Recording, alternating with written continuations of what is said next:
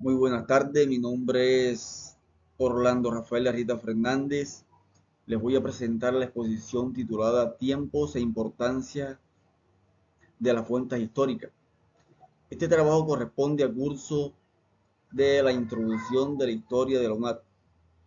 Dentro de la Escuela de Ciencias Sociales, Arte y Humanidades, el propósito de esta exposición es analizar cuáles son los tiempos de fuentes que utiliza la disciplina histórica y por qué son fundamentales para construir conocimientos científicos sobre el pasado.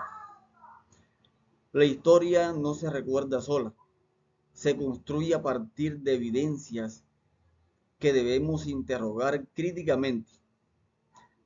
Para eso, en los próximos minutos vamos a recorrer las fuentes críticas, materiales, orales, audiovisuales y digitales. Veremos cómo cada una aporta perspectivas únicas y complementarias.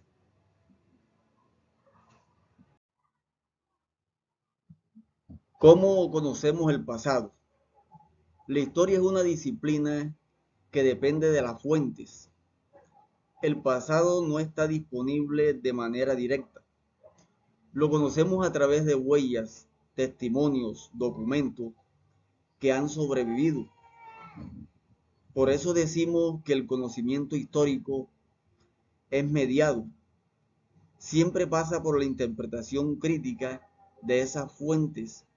Una fuente histórica puede ser cualquier evidencia, como un texto, un objeto, una imagen, un testimonio, un testimonio oral o incluso un archivo digital que nos permite reconstruir lo que sucedió.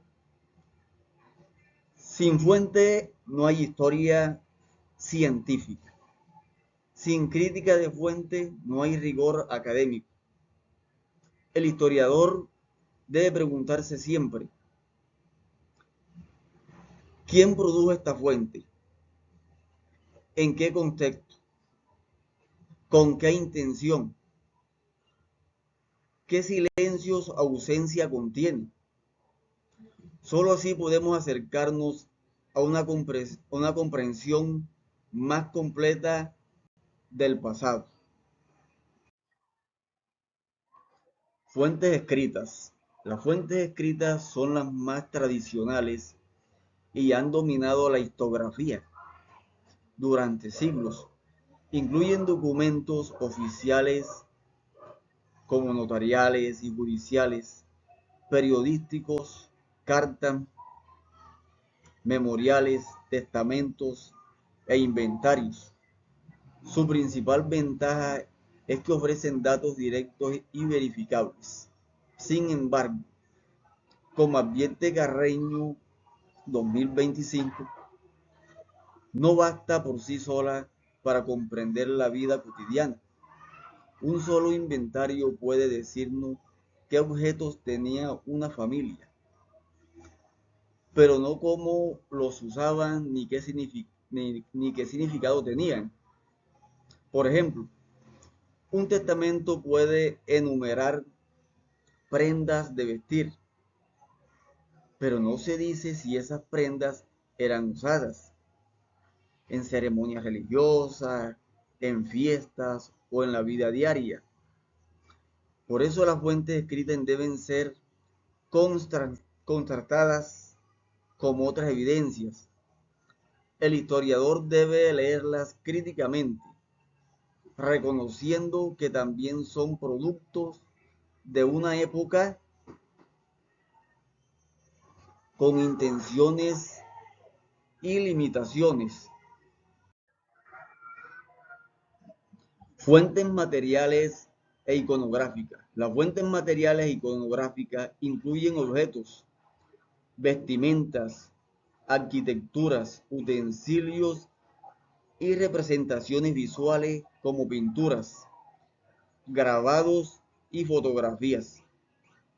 Estas fuentes permiten reconstruir costumbres y aspectos de la vida material que los textos no registran. Un ejemplo claro es la restauración de la Quinta de Bolívar. Allí la arqueología y los objetos revelan detalles invisibles en los documentos escritos, como la ubicación real de la cocina, los utensilios utilizados. Carreño 2005 muestra cómo estas fuentes complementan y corrigen la visión parcial de los textos. Las imágenes también son fundamentales. Un grabado del siglo XIX, puede mostrarnos cómo se vestían los campesinos, cómo eran las cosas o qué actividades realizaban. En este sentido, los objetos y las imágenes son testimonios silenciosos que hablan de la vida cotidiana y permiten construir la materialidad del pasado.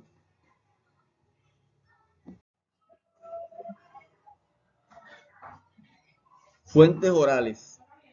Las fuentes orales son testimonios, entrevistas y relatos de la vida. Son objetivas, se revelarán con el tiempo y reflejan identidades colectivas. Su aporte es mostrar cómo los grupos sociales construyen y transmiten memoria de sus propias perspectivas. Pannota 2020 estudió los relatos de descendientes italianos en Ecuador y encontró que interpretan la Segunda Guerra Mundial desde la experiencia migratoria.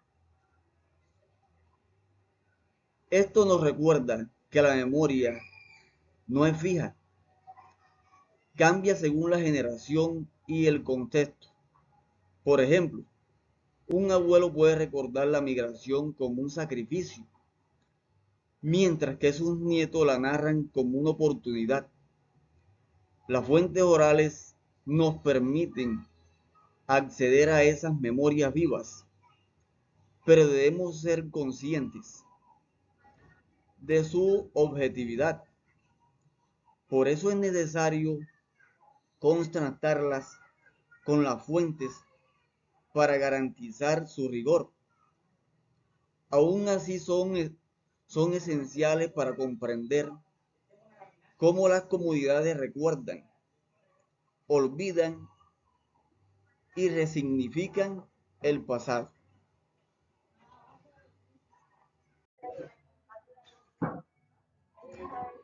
Fuentes audiovisuales y el cine. El cine y las fuentes audiovisuales, fotografías, grabaciones, películas, son cada vez más reconocidas como fuentes históricas. La Guarda 2006 plantea que el cine no solo documenta la historia, sino que también la escribe, produciendo presentaciones culturales y sociales del pasado. Un ejemplo es Roma, ciudad abierta de Roberto Rossellini, que refleja la posguerra italiana y la resistencia antifascista. El cine nos muestra cómo se convirtieron los acontecimientos y cómo fueron representados en su tiempo. Además, las imágenes audiovisuales tienen un gran impacto emocional y social, lo que las convierte en testimonios poderosos de la experiencia humana. Pensamos en las filmaciones de la Segunda Guerra Mundial o en las fotografías de la Guerra de Vietnam. Si ellas muestran comprensión de esos conflictos, sería mucho más, sería mucho más limitada. El cine entonces es una escritura de la historia que dialoga con otras narrativas.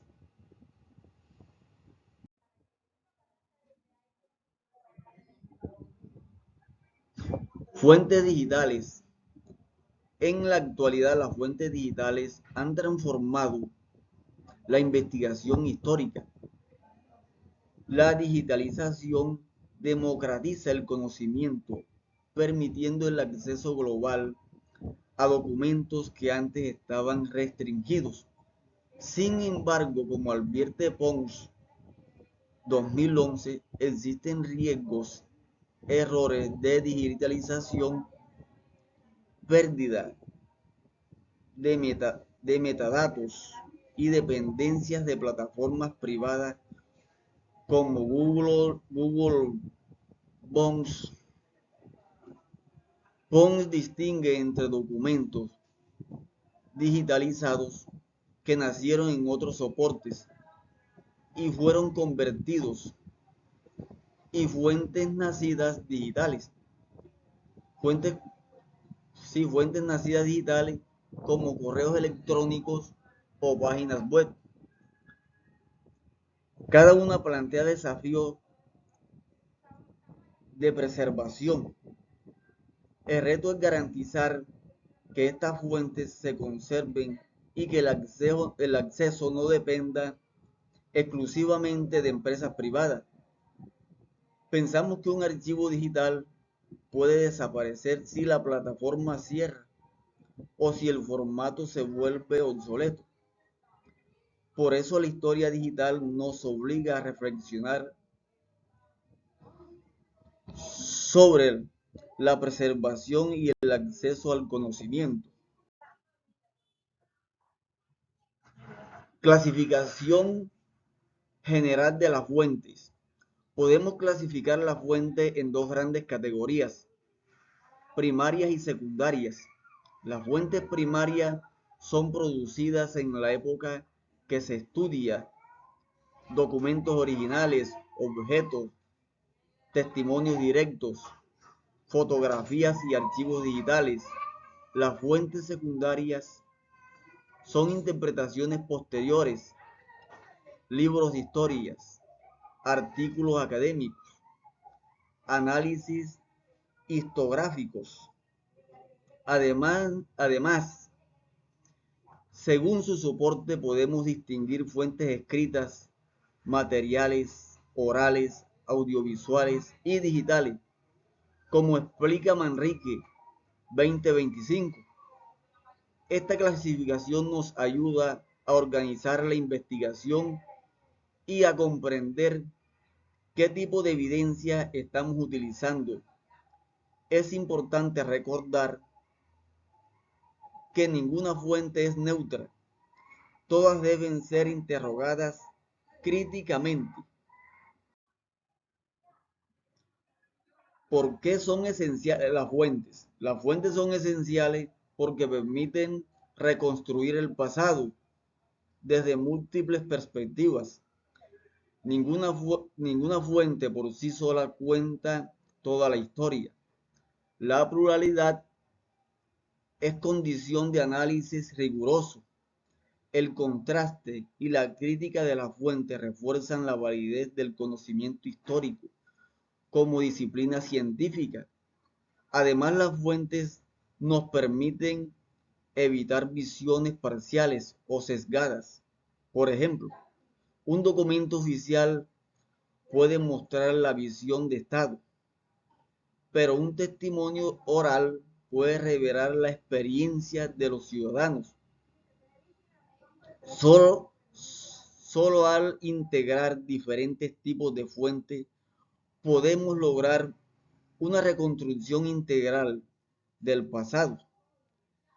La historia, entonces, no es una sola voz, sino un coro de voces que debemos escuchar y analizar.